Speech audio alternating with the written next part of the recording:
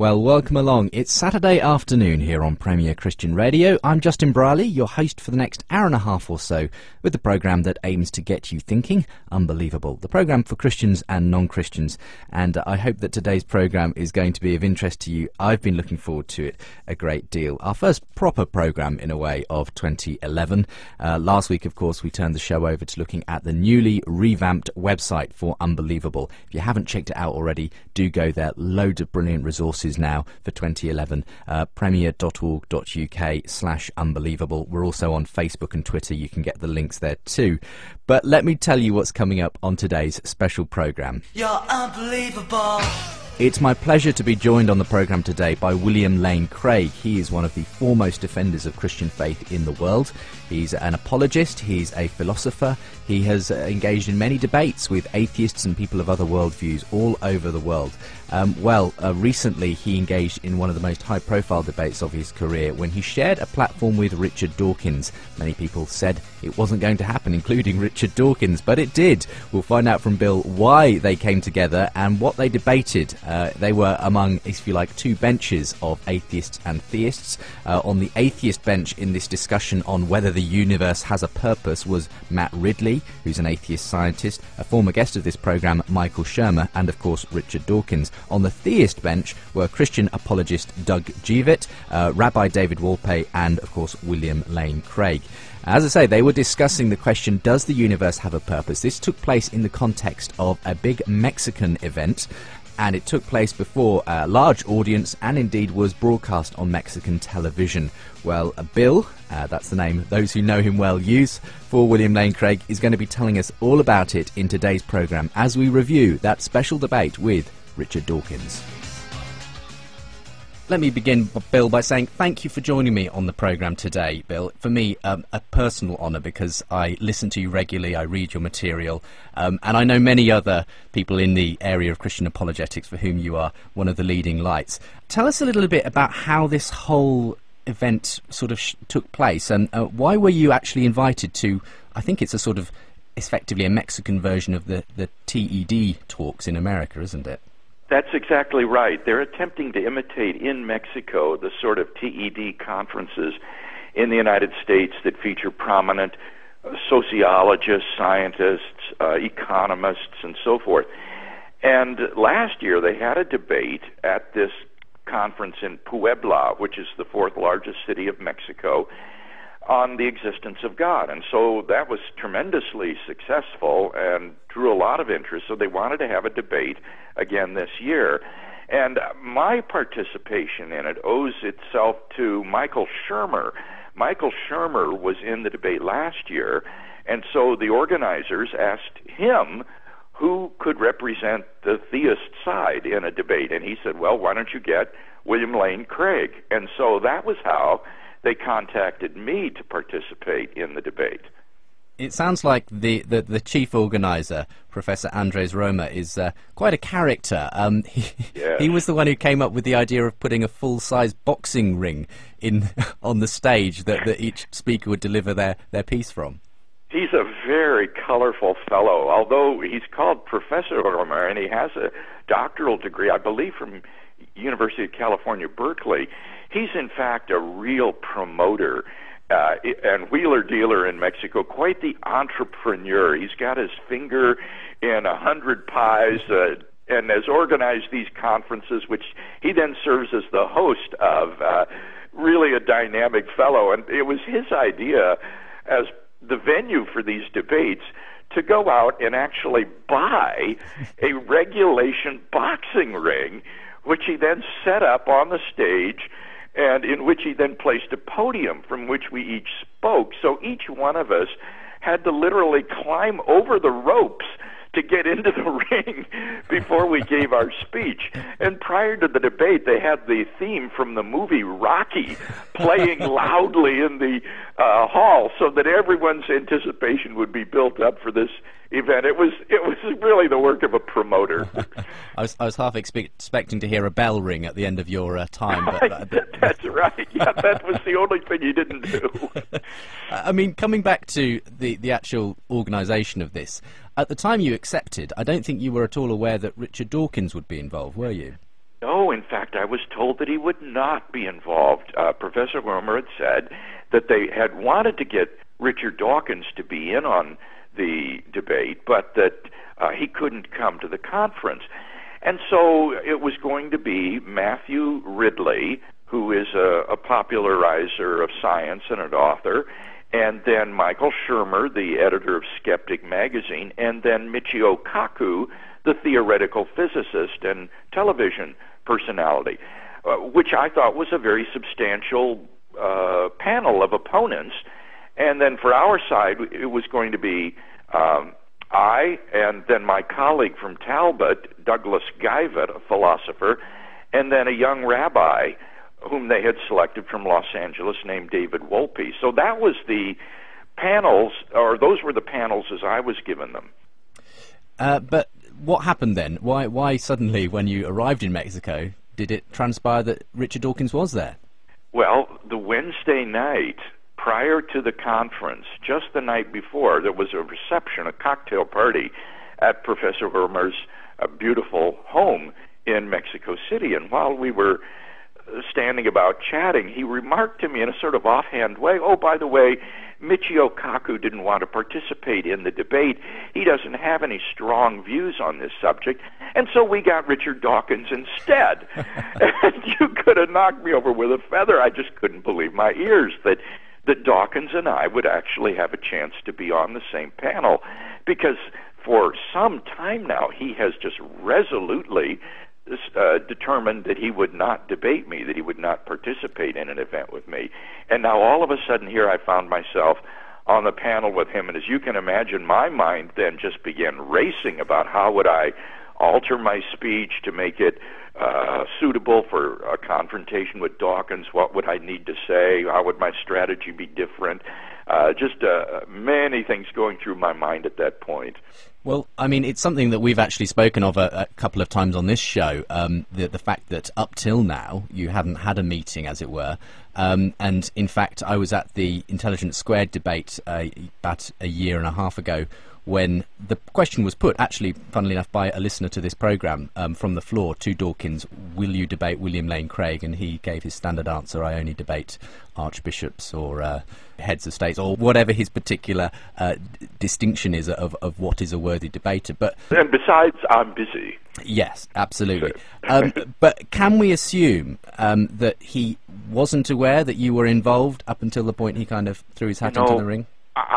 I don't think we can assume that, but of course that was the question that I wondered about. When he was asked to be on the panel, did they even tell him that I was on the other side? And I thought, wouldn't it be funny if he didn't know when he agreed to be on this that in fact I was on the other panel? So I have no idea whether or not he was aware of it. I think it would be so ironic if it happened that he didn't. How was he towards you when you met on a personal level? Oh, it was a meeting to remember, Justin. I was standing in the room where the reception was being held, and I saw him come into the room and immediately recognized him. And I saw that he was going to move right past where I was standing. And I thought, well, I might as well grab the bull by the horns. And so when he got near to me, I stuck out my hand and said, hello, I'm Bill Craig, and introduced myself. And then I said, I'm surprised to see that you're on the panel. And he said, and why not? And I said, well, you've always refused to debate me in the past. And all of a sudden, his demeanor just became icy cold, and he said, I don't consider this to be a debate with you. The Mexicans asked me to participate, and I accepted. And then he turned away and looked off in the other direction. And I said, well, I hope we have a good discussion. And he said, I consider that highly unlikely, and walked off. And so that was my initial meeting with Richard Dawkins. It was something to remember. I immediately went upstairs to my room in the hotel and wrote this down, because I thought, I don't want to forget the words of this exchange. And so I wrote it down right away before I could forget. And the way you tell it, Bill, I think, obviously, this, in a sense, the format of the event is not your ideal setting, I'm guessing. You obviously excel in those one-to-one strict debate formats. This was more of a panel, three on each panel, and everyone kind of coming up for 6 minutes at a time, and then 3-minute responses. I mean, how did you cope in that kind of an environment? Well, it required a good deal of preparation, actually, Justin, because when you've only got a few minutes to make your point, you have to really economize on your words. And so I worked hard on my opening statement to be able to say what I wanted to say within such a brief compass of time.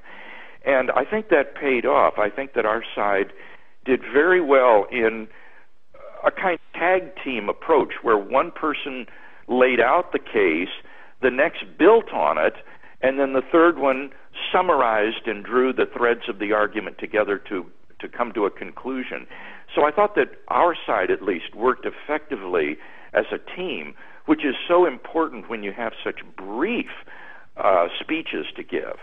Well, let's hear some extracts from the opening statements of the debate from yourself and Dawkins. Let's start with Dawkins. We humans are obsessed with purpose. It seems perfectly natural when we're presented with an object to say, what's it for? It starts in childhood. The psychologist Deborah Kellerman has investigated this very interestingly with children, offering them a question like, why do you think these rocks are pointy?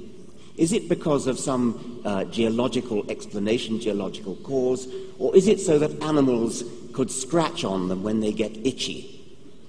And below a certain age, I think it's about 6, most children answer with the teleological answer with the purpose question. Yes, they're pointy so that animals can scratch on them when they get itchy. Children then mostly grow out of that purposive way of looking at the world, but not apparently everybody.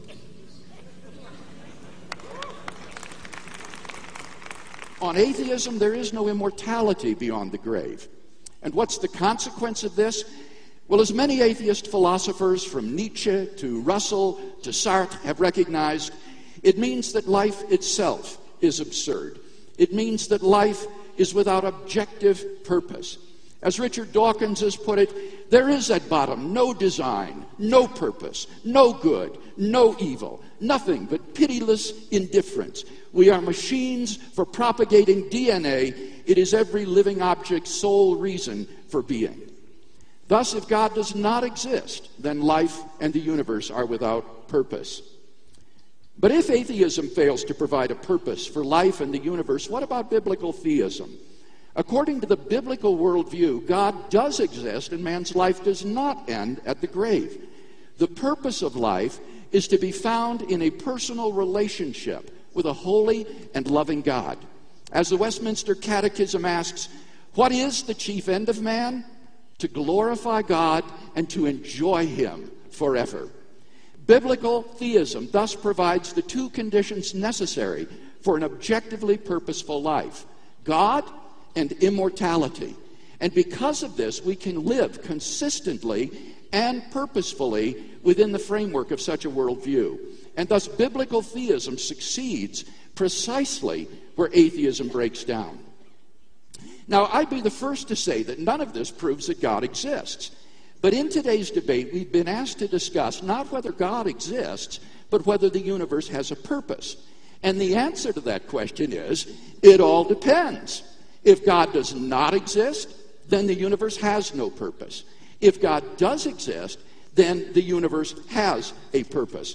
On this question, there need be no dispute between the theist and the atheist. I think we can all agree with those two contentions. Bill, the title of the debate was, Does the Universe Have a Purpose? Mm-hmm. You were quite keen to make sure that from the outset people understood that whether the universe has a purpose is dependent on whether there is a God. Why were you so keen to make that point? Well, I thought it was important to help the audience understand that the answer to this question depends upon how you answer an even more fundamental question. That is to say, you cannot answer the question, does the universe have a purpose, until you have first dealt with the question of, is there a God who has created the universe with some purpose in mind? And so that was why the contentions that I laid out in the debate for the affirmative side were in the form of conditionals. If God exists, then the universe has a purpose. If God does not exist, then the universe does not have a purpose. And so I wanted people to understand that the question couldn't be answered without answering this deeper question. The answer to the question, does the universe have a purpose, is it all depends. Namely, it depends upon whether or not your theism is true. You are listening to Unbelievable, the show that gets Christians and non-Christians thinking. Special programme today as we review the debate between William Lane Craig and Richard Dawkins. Well, they were at least two among the various contributors that took place in this debate called Does the Universe Have a Purpose in Mexico last year, at the end of last year, and we're hearing all about it today. If you want to get in touch with your response, do email me unbelievable@premier.org.uk. Don't forget to check out our website as well for the podcast of this programme and all the extra features, including articles by William Lane Craig under our resources section. That's premier.org.uk/unbelievable.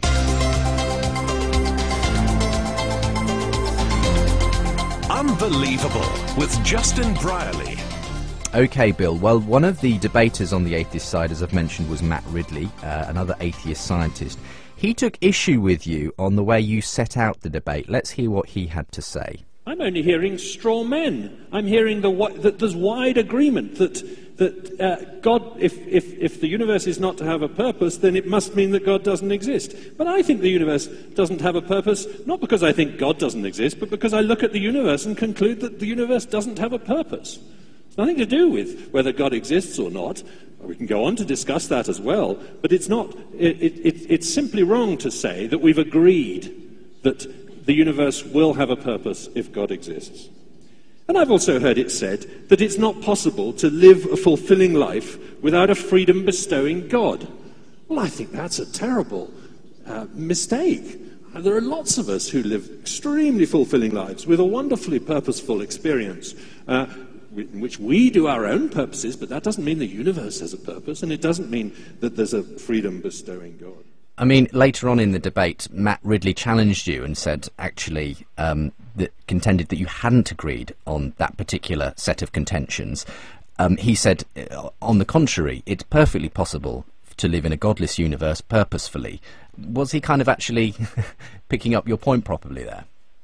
Well, I think there was a shift in the negative side of the debate, which is very significant. That's one of the things you look for in a debate, is when a team has to shift from its original position and fall back on another position.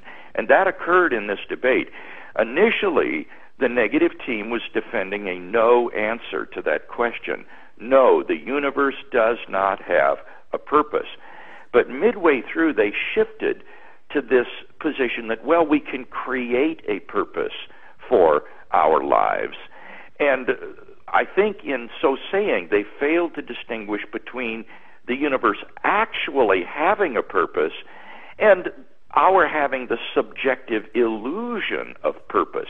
Obviously, we on the affirmative thought that we can have the subjective illusion of purpose. I can make it the purpose of my life to hit 60 home runs in a single season in Major League Baseball, or I can make it the purpose of my life to be a doctor and alleviate suffering, or I can make it the purpose of my life to be a crack addict or a child pornographer.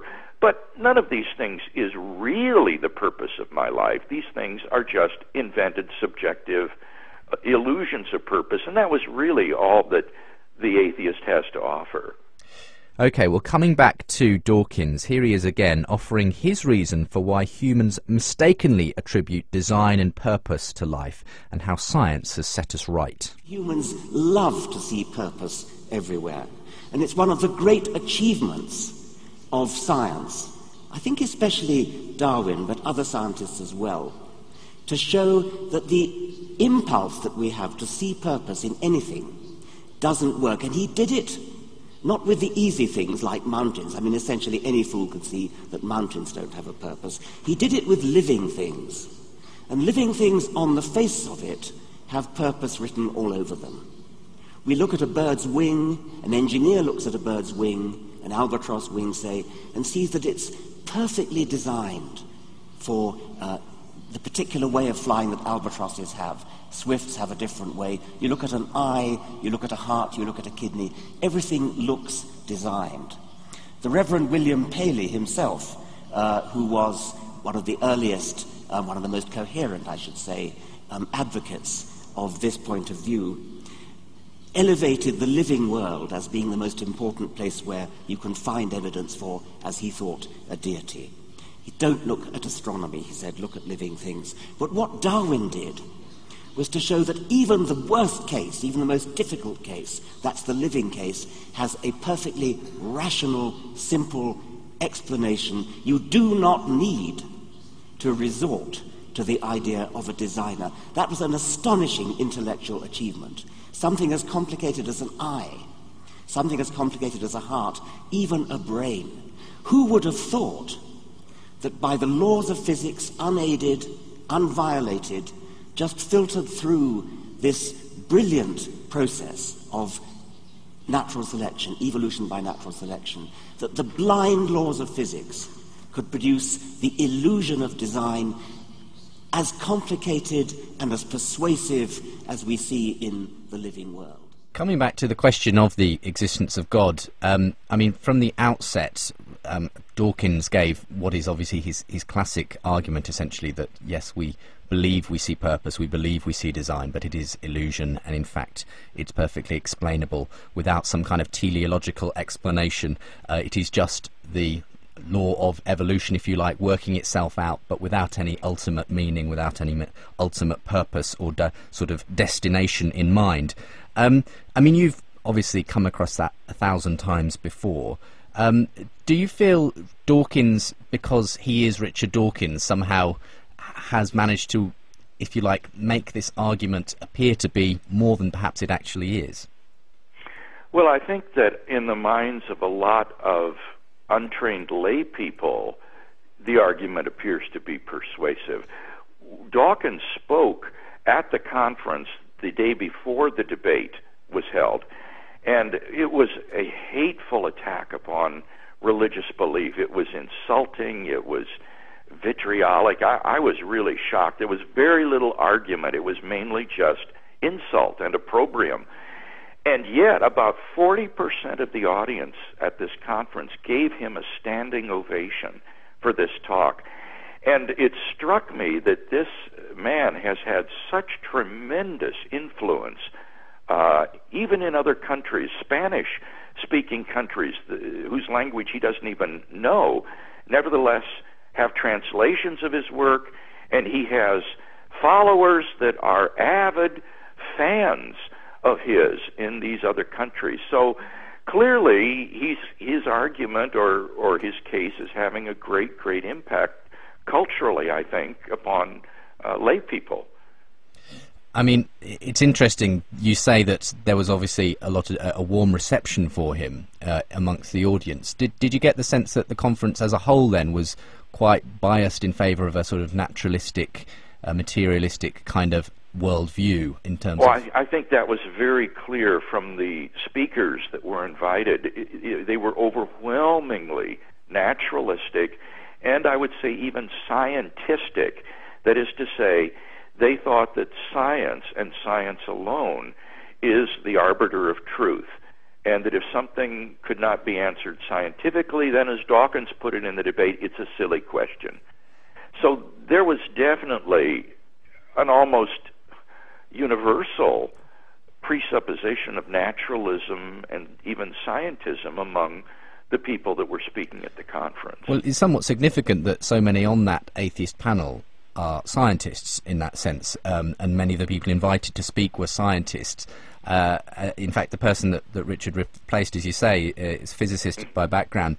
Obviously, there's a sense in terms of the organisers and those taking part that science is the answer, and there's obviously an underlying assumption that therefore atheism and naturalism somehow goes hand in hand with it. I mean, how do you respond to that? Because it's almost inbred. You can't you can't. It's such a false dichotomy. this opposition is so constructed. What I think is the best antidote to this is for we who are Christians and theists to be enthusiastic and informed followers of current science. So in my work, if you'll notice the arguments I offer for theism, they don't butt up against mainstream science. Rather, I find myself squarely in the center of mainstream science with respect to issues in cosmology that I think are very supportive of the existence of a creator and designer of the universe. So we've got to destroy this false impression that has been fostered by people like Dawkins that somehow science and theology are at odds with each other. Okay, so we've reached the end of the first part of today's programme. I'm joined today by William Lane Craig here on Unbelievable. One of my favourite Christian apologists. He is known around the world for his defence of the Christian faith. He's an author, a philosopher. He's engaged in many debates with high-profile atheists and people of other worldviews. And we're looking today at the debate he had recently. He shared a stage, at least, with Richard Dawkins, among others, looking at whether the universe has a purpose. And coming up in the next section of the programme, we'll find out why Dawkins accused Bill of an emotional argument, hear what Bill has to say in response to that, and why Bill feels the atheist bench didn't have a united front that day. All to come here on the programme that gets you thinking.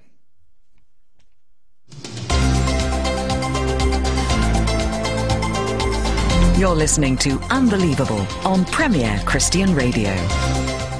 Welcome back to Unbelievable with me, your host Justin Brierley. Wherever you are, however you're listening, I'm so glad you've tuned in. Perhaps you're listening on medium wave in the London area, perhaps via our DAB service around the country in the UK, perhaps online anywhere in the world, or listening to the podcast at premier.org.uk/unbelievable. Let me remind you that we have totally revamped the Unbelievable website for 2011. If you haven't visited it yet, do so. Loads of extra features, video interviews, apologetics resources. You can browse the show by topic now, so you can actually look for the types of debates you're interested in the vast archive of Unbelievable debate programmes.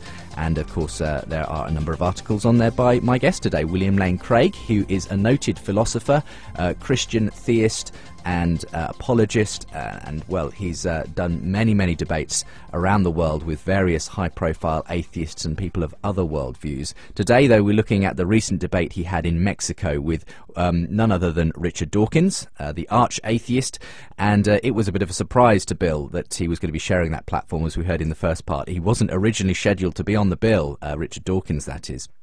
But he was, and so it was an ideal opportunity to put some of the arguments for the existence of God and why the universe does have a purpose in Bill's view to him. Well, Bill, before we come back to you again, let's just hear a couple more snippets from the debate.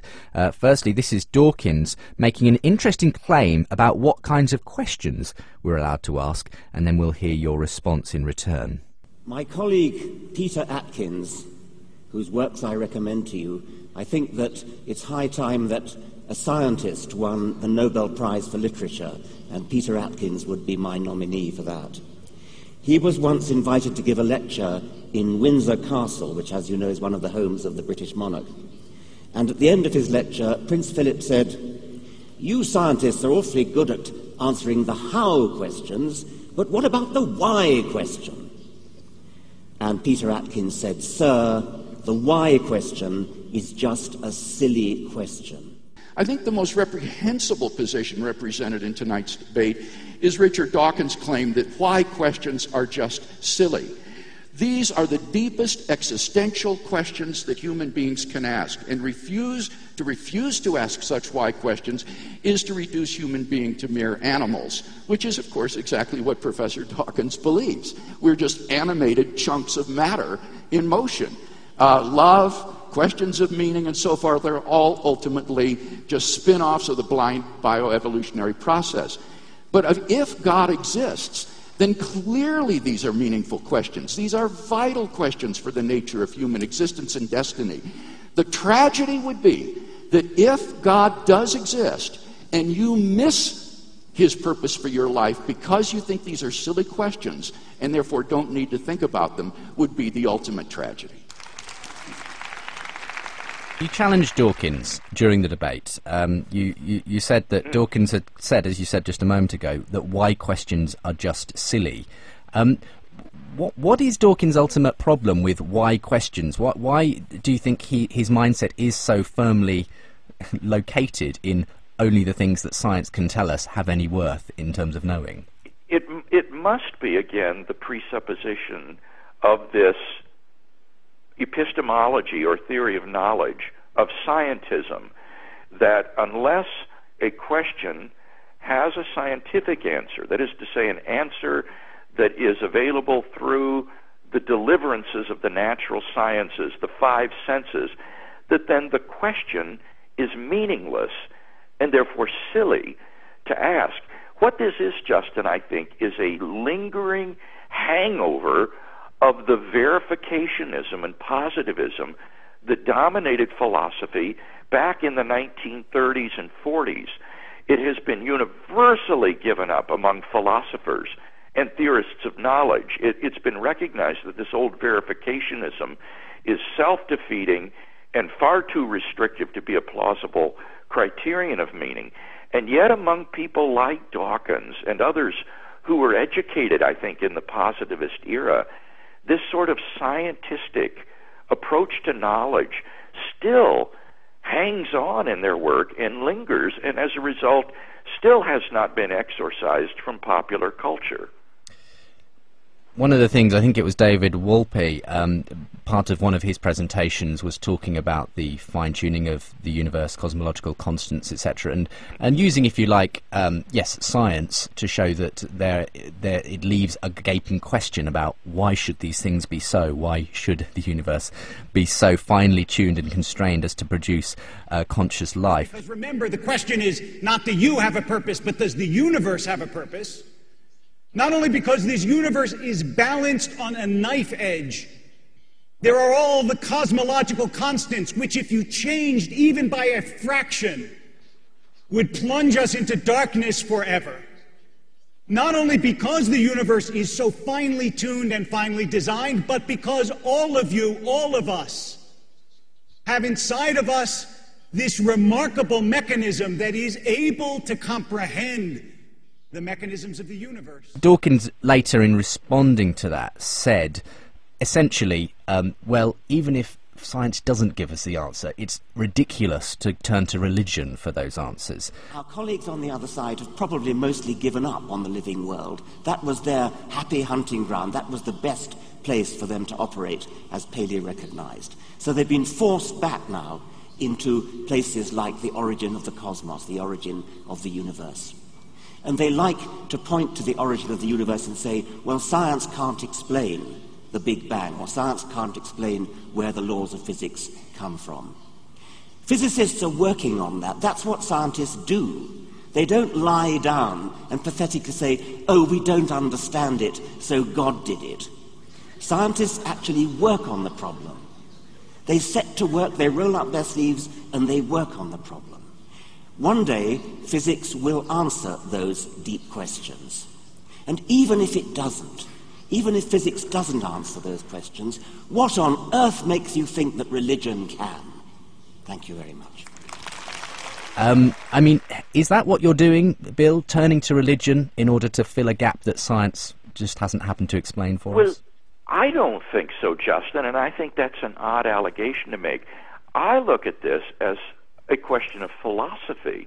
I'm approaching these questions not from the standpoint of religion, but from a philosophical standpoint. And the argument would be here that when you look at the fine-tuning of the universe for intelligent life, there are three possible explanations for this. One would be physical necessity, that these constants and quantities must have the values that they do and couldn't have been otherwise.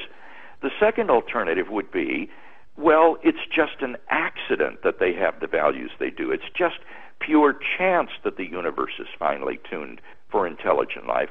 And then the third possible explanation would be design, that this is a result of a deliberate design, and that therefore there is a kind of intelligence that has designed the universe. And as a philosopher, I want to look at those three alternatives and see which one provides the best explanation. And my argument would be that the best explanation is the design explanation. And that, as I say, is a philosophical conclusion and has nothing to do with turning to religion for the answer. Absolutely, and I would agree with you, Bill. The problem is Dawkins just doesn't seem to grasp that, recognize that. He seems to be stuck in that mindset, which says, no, if it's not a scientific answer, it has no validity, as though you're somehow, immediately moving outside an area of knowledge which is valid, and therefore we simply shouldn't ask these questions if we don't have a scientific answer. Yeah, so that's exactly what the old verificationists and positives had said. If a question cannot be answered through the five senses, then it is a meaningless question. You are just making sounds in the air, and therefore your sentences, your questions have literally no meaning, no cognitive value. And as I say, no philosopher would defend that point of view today. It's self-defeating. The verification principle itself would become meaningless on that grounds, because there's no way you can prove scientifically that you should only believe what can be scientifically proven. That's a philosophical criterion, not a scientific conclusion. So the whole position is self-defeating, but Professor Dawkins, like so many in the natural sciences, is very naive philosophically. I doubt that he's ever studied much philosophy. And so folks like this fall naively into these philosophical traps because they don't understand the deeper presuppositions of what they're doing. You were very keen, and indeed the team, the theistic team as it were, certainly gave a number of reasons for the rational belief in God. The question then is, have the two sides presented arguments and evidence for or against the existence of God? Now, so far as I can see, all I've heard from the atheist side is the argument from evil, which I answered and has yet to be replied to. We heard an argument from evolutionary development, but that obviously doesn't prove that God is not the supervisor who created life through evolution. That doesn't in any way prove atheism. I haven't seen any other argument for atheism in tonight's debate. So while we can agree that if God does not exist, life has no purpose, we've not heard any good or compelling evidence for the antecedent of that conditional, that God does not exist. By contrast, I think we've heard 10 arguments that I list for the existence of God. The argument from why anything exists rather than nothing, the argument from the beginning of the universe, the argument from the fine-tuning of the universe for life, the argument from objective moral values, the argument from the possibility of God's existence, David Wolpe's argument from the comprehensibility of the universe, number 8, the argument from the law-like structure of the universe, number 9, Doug Guyvet's argument from the nature of existential choice, and finally, number 10, the very nature of human beings as capable of asking questions of purpose. All of these, I think, constitute a powerful cumulative case for thinking that there is a transcendent creator and designer of the universe. There wasn't so much response to those particular arguments from the other side. The one argument that really came through right at the beginning was possibly Matt Ridley and the problem of suffering, which you dealt with in fairly short order. But they wanted mainly to say, and indeed Matt Ridley came back later to say, look, we're not debating whether God exists or not here. We're debating whether there's purpose in the universe, and that can be an independent question. So he seemed to want to not tie purpose to the existence of God. And was this when this shift happened towards, yes, we can have a type of purpose, we can have our own self-made purpose? Yes, although that wouldn't deny the first contention that we defended, that if God does exist, then there is a purpose to the universe. So if they want to maintain that the universe has no purpose, they would have to disprove the existence of God. Now, he wants to offer the idea that we can have these subjective purposes in life, and we wouldn't disagree with that. Our question was not whether or not we can make up or pretend that our lives have purpose, but whether or not the universe really has a purpose. And I think that clearly making up purposes for our lives doesn't really give the universe a purpose, because we could have inconsistent answers. You could develop a philosophy of life according to which the universe has one purpose, and I develop a philosophy of life according to which the universe has a different purpose. And if we were to ask, well, who's right? The answer would obviously be neither one is right. The universe in and of itself remains purposeless on atheism, regardless of how we happen to regard it. And I think Dawkins ultimately recognises that. Of all of them, he seemed to be the one most keen to suggest that, yes, ultimately there is no, it is a blind, pitiless, indifferent universe that we live in that sense. Yes, that's right. They did not have a unified front on the atheist team, and so there was inconsistency there. Okay, well, let's go to another of the points that Dawkins made during the debate. He made this assertion that the theist bench, particularly yourself and Rabbi David Wolpe, were essentially making an emotional argument for God and purpose in the universe. I think the whole case the other side is putting really comes down to an emotional case rather than a rational one. William Lane Craig seemed to think that it would be so intolerable, so disagreeable, that we are doomed to death, that the universe is doomed to death. Somehow playing on the heartstrings, playing on the emotions.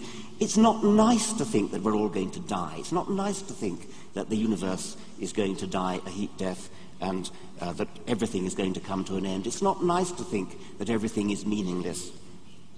And therefore, somehow that must prove that there is purpose in the universe, that there is some sort of top-down supervising God. David Wolpe seemed to, I thought rather disagreeably, claim for the theist side a monopoly on such things as love and the things that, again, touch the heartstrings. Do the people on that side really think that atheists don't love? Do they really think that we don't get a fantastic swelling of the breast when we look up at the Milky Way, when we look down a microscope and see the amazing complexity? What Dawkins wanted to put across from early on was that the argument for purpose in the universe was essentially an emotional argument, that we want there to be purpose, we want there to be, some kind of ultimate... Yes, he was responding to David Wolpe's point about sitting by the bedside of a dying person and being able to tell the person that there is a purpose for his existence and so forth. And I think that David, in that sense, did open himself to Dawkins' response, well, this is just emotional. But what Dawkins had to do in that case then was ignore all of the other arguments for the existence of God, which I, David, and Doug had given. I counted 10 in number that we at least were able to list. So he was snatching at that one straw of emotion, but ignoring all of the other positive arguments that we had listed for a theistic view. Yes, and you came back a little later on. And that's why I agree with Richard Dawkins when he said, at bottom, this is an emotional question rather than a rational one. I wish I had had the courage to say that. I'm convinced that people adopt atheism, at least tonight, primarily for emotional rather than rational purposes. The rational arguments tonight all have supported theism. But you cannot live as though your life were purposeless and meaningless. And therefore you adopt subjective illusions of purpose to make your life livable. And that's why I think atheism is not only irrational, it is profoundly unlivable. You cannot live consistently and purposefully within the context of an atheistic worldview. Thank you. You said atheism is in fact, in some ways, the emotional point of view, because... Yeah. I actually agreed with him on that with respect to atheism, and I say this not as some sort of rhetorical ploy, but honestly, Justin, the more I talk with atheists, especially young students, the more I'm convinced that this is just an emotional reaction based on a kind of repugnance or anger with God or revulsion at the idea of God, and it's not well thought out or reasoned at all. It really is just motivated by emotions. Near the end of your presentation, Bill, You said in response to Dawkins that atheism is not just irrational but unlivable. Tell us a little bit about why you were taking that line. Well, I think that was illustrated in the debate by the shift of ground that we saw in the negative team's position.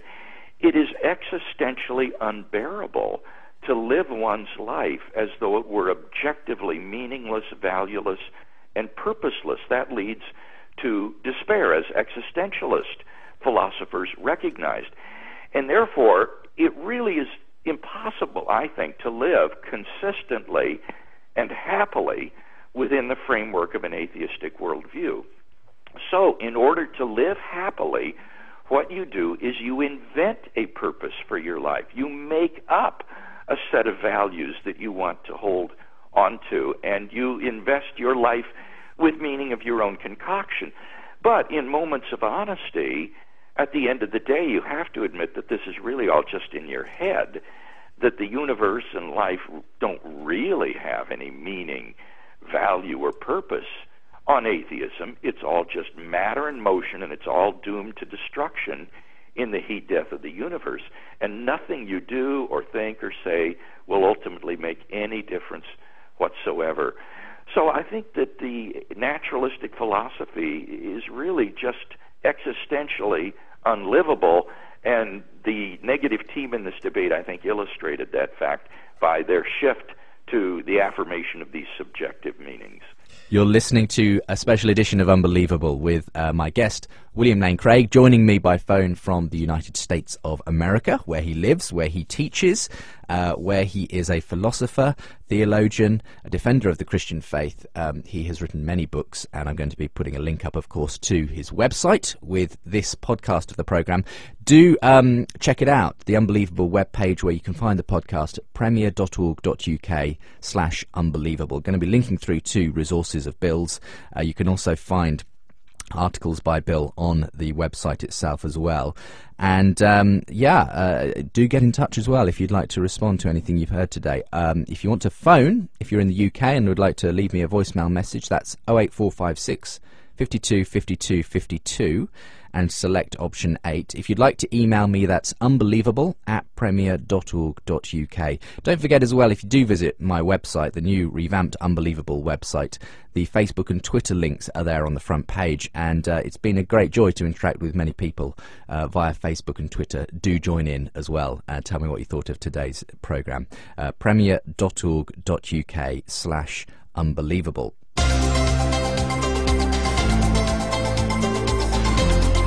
Unbelievable with Justin Brierley.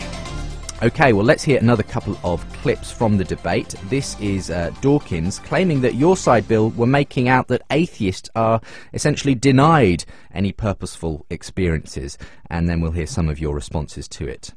The other side uses words like mere, accident, reductive, nothing but chemistry, nothing but blind forces.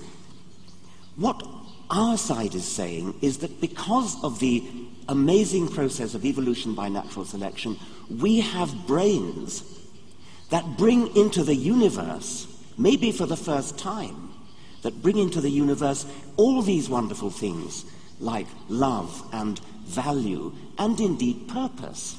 We construct our own purposes. Do you seriously think that the people on our side don't have purposes? Do you think that we don't fall in love? Do you think that we don't, when we write our books, have a purpose in writing our books? Do you think that when we go through life, we lack all purpose simply because there is no top-down governor? We have purposes just the same as anybody else. But we have an explanation for why we have a brain that has a purpose. It's because of evolution by natural selection. We've argued tonight, first of all, that if God does not exist, then the universe has no purpose. Our atheist colleagues admit that. But now what they've been claiming is, but look, we can construct a purpose for our lives, in Richard Dawkins' words. Or in Michael Shermer's words, we can develop ways to make us feel better, feeling like we have a purpose. Now, you see, this just is to say that we can pretend that the universe exists for some purpose. And this is just make-believe. This is the subjective illusion of purpose. But there is, on this view, no objective purpose for the universe. And we, of course, would never deny that you can't develop subjective purposes for your life. The point is, on atheism, they're all illusory. Well, there you are. So Dawkins wasn't denying that the values he believes in are the result of evolved brains that bring about feelings of love and value and reconstruct purpose. Sure. But I mean, he still kind of there's. I suppose your point, Bill, is that, but we don't live as though these are just the construct of a highly complicated neurophysical system. We live as though these are things have eternal value, as though there are absolute values that exist in the world, in the universe. And that was where Michael Shermer, I think, was really making a lot of rhetorical plays in the debate, saying, well, if God doesn't exist, wouldn't we still love our children? Wouldn't we still want to affirm the values that we do, and so forth? And that's not anything we disagreed with. Of course we would do that, but we would do so then without any adequate explanatory ground for the objectivity of those values and purposes that we hold dear. What we offer to them as theists is not a new set of values or a new set of meanings. What we offer them is a foundation for the affirmation of those values and meanings that we hold dear and hold in common.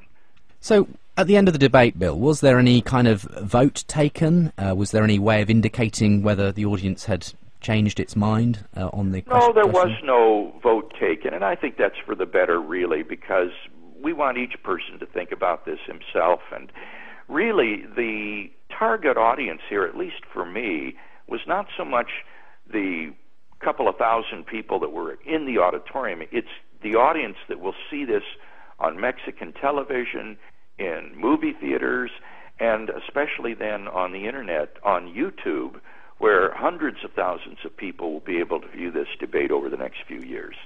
Absolutely, and I think that's one of the phenomenal things that YouTube, especially on the internet, has done, Bill. It's brought your work, your debates, to beyond just the lecture halls and theatres that you've spoken to a much, much wider audience. And it's interesting to see how many people are kind of seeing you as the person to respond to these days when it comes to the Christian point of view. Do you kind of sense that? Do you feel like you have a kind of very important role in a certain sphere of Christian ministry?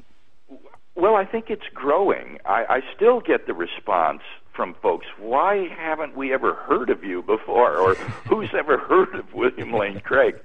But I do think that through YouTube and the internet, the impact of our ministry is increasing, and for that I'm extremely grateful.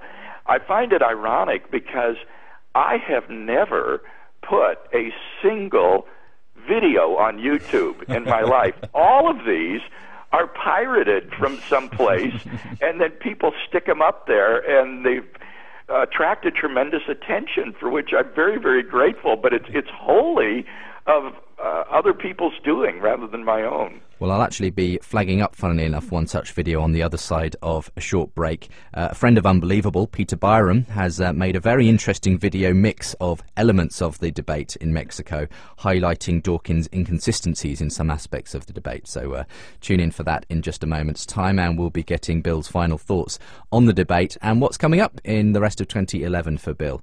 So do stay tuned to Unbelievable. Don't forget, we've got your feedback a little bit later on in the programme as well. We'll be back in just a moment's time. Welcome back to Unbelievable, the programme that gets Christians thinking every Saturday afternoon here on Premier Christian Radio. Available online, of course, at premier.org.uk/unbelievable. A very popular podcast now, and if you haven't already subscribed, you can do that via iTunes or via any podcast reader, and that's available, of course, at the newly revamped Unbelievable webpage and website, and lots of other links there as well to other interesting information. premier.org.uk/unbelievable. unbelievable. Do hope 2011 is going well for you so far. If you tune in next week on the programme, another special edition of the programme, a little bit unusual this, taking the programme to none other than the House of Lords in the centre of London. We're going to be hearing a discussion that I conducted there at the House of Lords between Os Guinness, who's an apologist, an author, a cultural critic, founder of the Trinity Forum in the United States. He's a fabulous guest, and I was so pleased to be able to do this discussion between himself and Baroness Mary Warnock, who's an atheist and a moral philosopher. Well, they're going to be discussing with me, are Christian religious beliefs being neglected in UK society?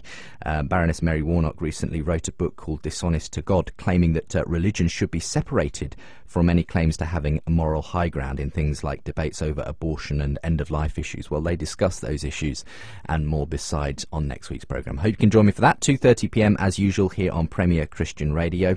And don't forget to get in touch as well with the programme. You can email me, unbelievable@premier.org.uk, and we'll be hearing some of your feedback a little bit later on in the programme. You're listening to Unbelievable on Premier Christian Radio. Well, finishing up our review now of the Mexico debate. This featured two people among benches of about 6 people altogether, but the two we've been focusing on today have been my guest on the phone, William Lane Craig, who is one of the foremost defenders of Christian faith in the world, and of course atheist Richard Dawkins. So Bill, thank you for joining me on the programme today. What was your feeling though on how the debate went overall? Did you feel that you managed to get your points across? Did you feel that there was an overall sort of, trying to look at it reasonably, unbiasedly, a winner to this particular argument? We felt very good after the debate, Justin. When the debate immediately concluded, I turned to David Wolpe and Doug Guyvett to shake hands, and I think we were all surprised at how well we meshed together. David Wolpe shook my hand and he said, "We were really good." And we laughed because we didn't know how it was going to go, and it just turned out, I thought, extremely well. Yeah, and I'd agree. I thought that you managed within the time frames you had to get the points across well and to respond to a great deal of what those others had said. Good. I suppose, Bill, you'd still like to meet Richard Dawkins, as it were, in a one-to-one encounter. Would that still be something? Oh, very much. In any sort of format, I would very much enjoy having a go at it with him and talking about these issues pertinent to the existence of God. He's offered a lengthy critique of theism in his book, The God Delusion. I have responded to those arguments in published work. I'm convinced that they're worthless, and I would very much like to have a public discussion with him about these issues. Is there anywhere else to go after him, though, Bill? That's my question. You've done just about everyone now. Christopher Hitchens. You've done Dennett. You've done all of them, really. Sam Harris. With the debate with Sam Harris coming up in April at the University of Notre Dame, I will have publicly debated or dialogued with all of the 4 horsemen of the new atheism. So that's very gratifying. One person I think I'd like to do something with would be Leonard Mlodinow, who is Stephen Hawking's co-author of The Grand Design. I don't think Professor Hawking himself could participate in this sort of dialogue, but I'd certainly like to do something with his co-author, Leonard Mlodinow. Well, that would be a fascinating interaction as well, and who knows what the future may bring. In the meantime, Bill, thank you so much for joining me on the programme today. All power and all blessing to your ministry, and we look forward to hearing more about what you're doing in the coming year in 2011. Obviously, there's so many books and resources that you've written. I don't know whether, in terms of the debate you had on this particular occasion, there's one resource you would point people towards. I'm thinking particularly perhaps of God is Good, God is Great, those kinds of books that might help people to engage in these kinds of issues. Well, pertinent to the topic of the debate that we had, does the universe have a purpose? I would recommend the chapter in my book, Reasonable Faith, on the absurdity of life without God. That essentially gives my argument for thinking that God is essential for life to have an objective meaning, value, and purpose. Well, I'm very glad to say, Bill, that we have that chapter, thanks to you, on our website, the Unbelievable webpage. So if you want to read that immediately, why not visit premier.org.uk/unbelievable. But once you've read it, go and buy the full book. It's really worth its weight. So thank you very much, Bill, for being with me on the programme today. And I look forward to meeting you perhaps in person at some point later on down the line. And all the very best for 2011. Thank you very much, Justin. It's been a pleasure.